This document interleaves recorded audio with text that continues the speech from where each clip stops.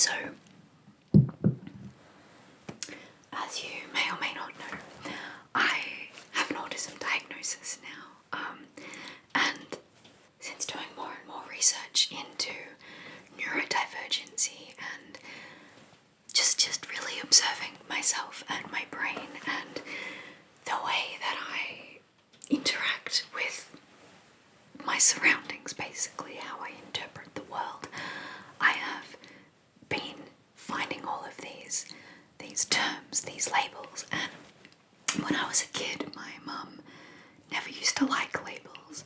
She always thought, she didn't approve. She thought labels were very limiting, would be putting people in boxes and prejudging them, which, a bit like the stereotype, I guess. And so she didn't really approve, and that trickled down to me, of course, because subconsciously I was always like judging people with labels, I suppose. And as I grew up a bit more, I realised no matter how hard I tried to please people, especially people in my age group, I never would. It wasn't happening. So then I learned, I identified with the weird kid aesthetic, I suppose. And I was like, okay, how do I become the weird arty kid but still have everyone like me? And basically all of my youth was spent trying to fit in, and all the counsellors I went to throughout my teenage years and young adulthood, they were all like, you just need a sense of belonging. They really focused in on meditation and finding a sense of belonging, of fitting in, and I'd been searching for that my entire life, so that was really unhelpful. And the meditation, super unhelpful. Hated meditation, really hated it. But in this last couple of weeks, I found out a word for why I hate meditation so much, especially guided meditation. Now, if you know the word aphantasia, hi, you're welcome, me too. And if you are aphantasic, please just ignore the next few moments. But if you don't know what that word is, and you're interested, just bear with me for a second. All right, so take a deep breath. All right, I want you to close your eyes, and I want you to visualize a pirate. All right, visualize a pirate. Think about, bring an image to mind of a pirate. What does the pirate look like? All right, do you have that vision? That vision? Are you holding an image of your mind of what a pirate looks like? Alright, I'm going to just ask you a few questions about the pirate that you just saw. Alright, the one you just visualized in your mind's eye. Okay, was it a boy or a girl? Did it have a gender? Was it gender neutral? Was it trans? Did it have a beard? Did it have a hat? Did it have a peg leg? Was there a parrot sitting on its shoulder? If you have answers to those questions, and you saw a visual image in your head, like you visualized a pirate, well done. That is so foreign to me. I don't have a mind's eye. I have words. I have concepts. When somebody tells me, you can stop visualizing now, just do whatever you want. But so if somebody tells me to visualize a beach, I'm like, yes, okay, beach concepts exist. Yes, I know what a beach is. And then they're like, immerse yourself in the beach. I'm like, yes, beaches, they have sand or rocks and there's water and they make that sound, right? And that's those words. That concept is all I have in my mind. I cannot visualize anything. I know this because I have visual dreams, right? And when I'm just waking up or just falling asleep, sometimes I can still see the visual dreams in my mind, but then they vanish and I can't remember them. I remember the concepts of the dreams that I saw. It's a bit like remembering a movie for me, for my dreams. And they're often nightmares, which are quite shocking and quite vivid. And they're always in third person. So I learned another word. What was it? Estem, which is significantly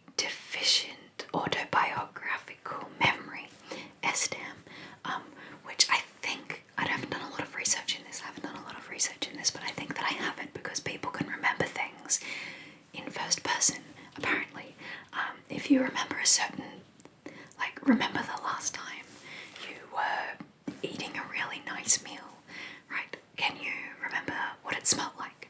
Or do you just know what it smelled like? I don't remember smells. I remember that some things smell similar to other things. I remember if things smell bad or good, but I don't remember the smell. There's no sense of smell in my mind. If you think about eating that food that you were eating, that last delicious slice of pizza, can you remember what that tasted like?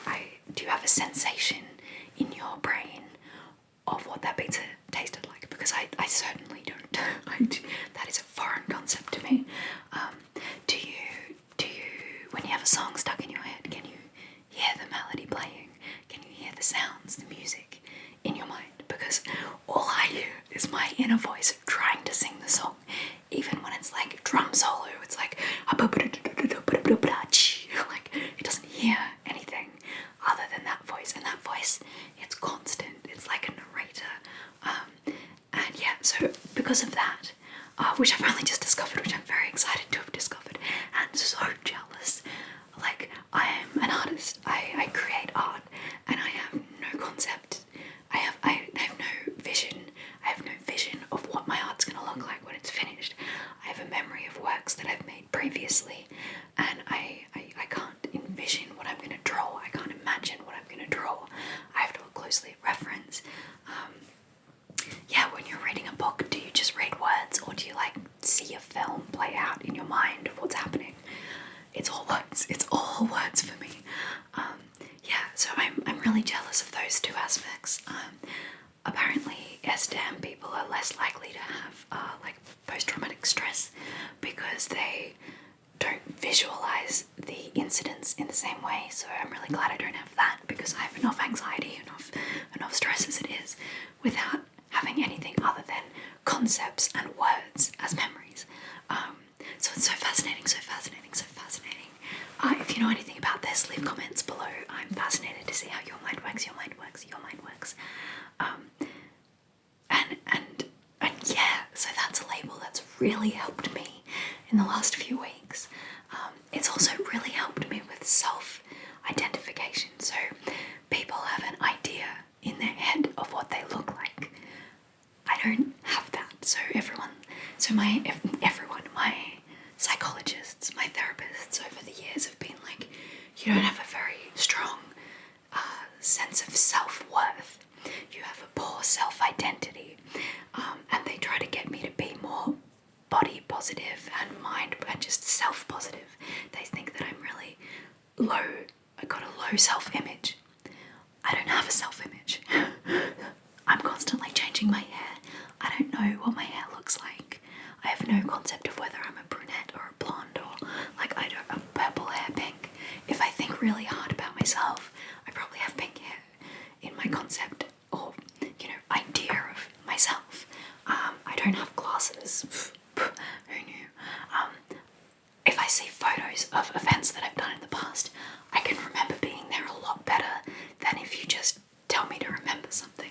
I had a really bad panic attack, like a skin crawling, can't breathe, can't talk, shut down panic attack in Venice years ago, and I remember this in third person, right? So I remember the scene was there, and we were on a gondola, and I was feeling a bit sick, and then I got off the gondola, and I couldn't breathe, and I was like struggling, and I think my mum and dad and my sister were there with me, and we got on some other boat to go, I don't know where, but there were people everywhere. There was so many people, and you couldn't get away from them.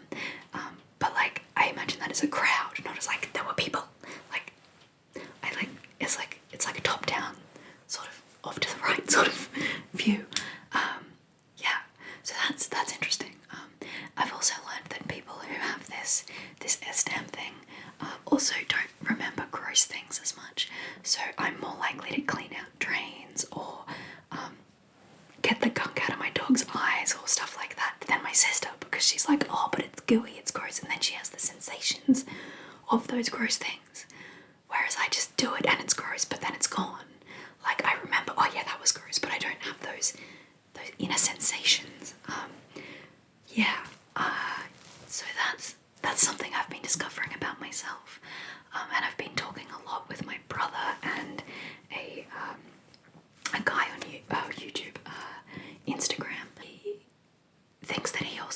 it, and when he was a kid he had these great vivid imaginings where I never had it as a kid. So I used to play fight off the baddies with my brother, and I have no concept of what the bad guys were. I was imagining that I had the magic, right? But like there was nothing there. Like I don't know what that looked like. Maybe like lightning, maybe like slime, I don't know. But then you would like fire that at the bad guys. But the bad guys were just the concept of the bad guys were coming. Whereas my brother thinks they were like these weird green monsters that were a bit like Ninja Turtles, but like bad and gross. That is not something I have in my mind. I have no idea where that came from. But obviously it came from his visual imagination. Something I don't have. Good or bad? Both, I think. Both, definitely both. But also very labeling, it makes me feel really good. I like labels now. I also have a lot of acronyms, labels and diagnoses. Let me just find this piece of paper. I wrote them down so I can talk about them.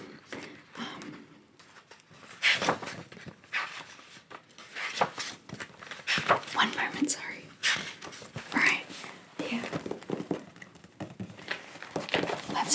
I'll read them out and talk about a little bit about each one as we go. So,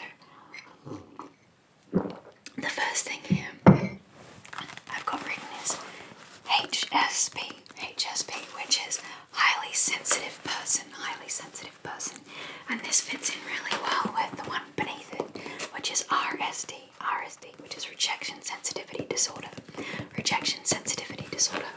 Now these both mean that I am very sensitive. So if I feel an emotion, I feel it a lot. When I'm anxious and depressed, that's the only feeling I've ever felt in the whole world. And when I'm happy, when I'm excited, I am so excited. Like it's the only thing that happens in this world. There's only excitement. And it's all encompassing. It's really, really powerful. And I get really upset really quickly. And I don't know, I guess it's like those feelings are easily triggered and way more intense than they should be than neurotypical people. So with rejection sensitivity disorder, this could be real or perceived rejection. So I get really upset if I think that somebody has been offended by something that I've done. So I was talking to, and bad example, I don't want to get in trouble. So if I'm talking to someone and they make a remark that means that, oh, you could have done the washing, and I was like, I could have done the washing. I can't believe they hate me because I didn't do the washing. And then full rejection, full grief, full sadness, full anger, whatever it is, I experience it a lot. I'm like an emotion bomb. I'm very good at controlling my emotions for the amount of emotions that I have. Like, I have to stem to get out happiness, like flappy arms, excitement, that sort of stuff. When I'm angry or sad or frustrated, it gets more dangerous. And I'm not great at releasing those emotions yet, but I'm learning that I actually have a lot more pain, anger, disappointment, all of that stuff than other people. And that's really helpful in knowing that, oh, you're just overreacting. Like, no, I'm not overreacting to a small amount of emotion. It's a huge amount of emotion. Like, if that, I don't know if that makes sense to anybody else. You kind of got to be in my brain. Do you understand the full meaning of that? I also have GAD, Generalized Anxiety Disorder. GAD, Generalized Anxiety Disorder.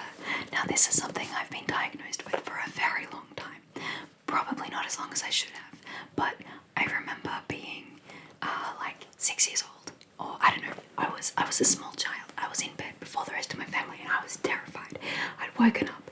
I'd obviously just had a nightmare or something. I was really scared, and my family, so the people I love the most, know the most, are most comfortable with, were in the lounge room with the lights on, watching a TV show, laughing, having fun. Sounded great, safe place. I wanted to be there.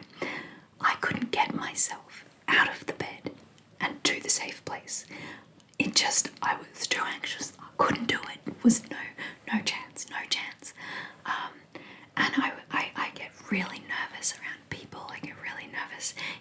any sort of pressure on me to do anything. And that in itself ties into, oh, it's not on here, ties into PDA, so pathological demand avoidance, not public displays of affection. But I quite like that actually, but only like small ones, not like being embarrassed. Anyway, pathological demand avoidance. So as soon as somebody asks me to do something, suddenly I don't want to do it. I can't do it. I can't get the executive function to do the thing. So what that looks like is, oh man, I really wish that I could have someone to write a book with. How great would it be to be an illustrator? I really want this. As soon as people come to me with ideas and say, I want you to do this, bam, can't do it. I don't want to do this. I get angry, I get cranky, I get not even angry and cranky, I just can't do the thing. Even if I really want to do the thing, I can't do that thing. And it's self-inflicted, self-imposed as well. So sometimes I'll be like, okay, I want to go to the toilet before I do this. And I'll need to pee. But because I've told myself that I can't. And then I get really busting and then I go. It's like my body just goes, no. The executive function just clears out. It's just like, no. And yeah, that's called pathological demand avoidance. And it's not the same as laziness. Executive dysfunction is not being lazy because I want to do the thing. I want to do the thing. But I can't do the thing. Even things I want to do, like I want to play The Sims. But because I want to play The Sims, I can't play The Sims. Like I have to do things more on a whim. And if I feel an urge to do something, I have to do that thing right now. Otherwise, I'm never ever going to do that thing. Yeah. So the next thing, obviously on this list that I am excited about recently is autism spectrum disorder, ASD. And I did go through the whole process of getting this diagnosis last year. I might almost be up to over a year ago. I don't know, I should work out how long I've had my diagnosis for. But that's been a huge thing to come to terms with. I was very upset, but also kind of relieved that I had this explanation, this actual scientific proof that my mind works differently, and which was being further solidified by the no mind's eye thing, the aphantasia. So having aphantasia and autism is great because I know I don't process the world the same as everyone else, which leads nicely into this next thing, sensory processing disorder, SPD. Sensory processing disorder is when there's a tag on your shirt and it feels like a cactus running down your back because it hurts so much. It's when you're driving at night and the lights have physically hurt your eyes and you can't look and you get a headache and it's too much, it hurts. And it's like when you're found a really nice teddy, like a really nice squishy teddy, and it feels so nice, it feels good, or you've got gross gritty sand and it feels horrible and you just feel like your whole world is just glitched in that moment because you touched that thing. Or it's when you feel a shirt and then it makes your teeth hurt. It's that sort of overreaction to the senses around me. My sister has this really bad, she gets migraines from smells a lot. I don't have the smell thing, thank God. But if there's a ticking clock in a room, I'll have to leave the room or have other sounds or music or something to get rid of that ticking clock. I cannot process a ticking clock or a dripping tap or anything like that, which is a common thing for people with autism and people with ADHD, which leads into the next thing, ADHD, attention deficit hyperactive disorder. Now this one I haven't got a diagnosis for because it's a long process, it's an expensive process. Do I really want to wait that long? Do I really want to spend that money on something I already know? So I've self-diagnosed with this one. But the biggest thing with this is that autism makes me want to do rules, makes me want to follow a routine, makes me want to follow the same course of action throughout a day, every day. It makes me not want to break from the plan. It makes me need a plan. And it makes me very upset when the plan is changed, any sort of change, right? And then I've got the ADHD, which is like, we can't do this because it's in the plan. We can't do the plan. We've been doing this plan for 3 days. Kill me now. And then it stops. It cannot function with order, and autism cannot function in chaos. So I cannot function. Yeah, it just that's the biggest. I think I have ADHD things because all of the tips for pure autism don't work for me. So I think I've got the comorbidity, which is really hard. It's really, really hard. Right, what else was I gonna say? Something else about ADHD I was gonna say. Can't remember, but anyway, finding all of these labels has been super helpful for my self-worth, I guess, and I'm practicing neutrality. So I don't have to go, oh yes, ADHD, look at this really cool thing I have. Oh yes, autism, anxiety, processing disorders. Look at this executive dysfunction. Isn't it wonderful? No, I don't have to be positive about it, but I don't have to be negative either. It's about neutrality, and I'm practicing this with body neutrality as well. I have this body, I live in it. It gives me a lot of pain, but you know, it's my body, so yeah, I have one. And that's the sort of mindset I'm trying to get for how my brain works, how my body looks, how I interact with life, everything. So I'm just trying to not force fake body confidence or, you know, positivity. Toxic positivity is awful, and super depression is really, really bad. Negativity, spiraling out of control, that sort of thing. You don't want to be on either end of those. You don't want to be in either of those. I don't want to be super positive so much that I'm lying to myself, or super negative so much that I just cannot think of anything else. I just want to exist. I just want to exist. So I'm practicing that. Yeah, and I hope that you can come to terms with and accept yourself as well, because I love you and I love me, and we deserve it. And also, happiness isn't the same as positivity. So just having to be happy and neutral happy, that's what I'm aiming for.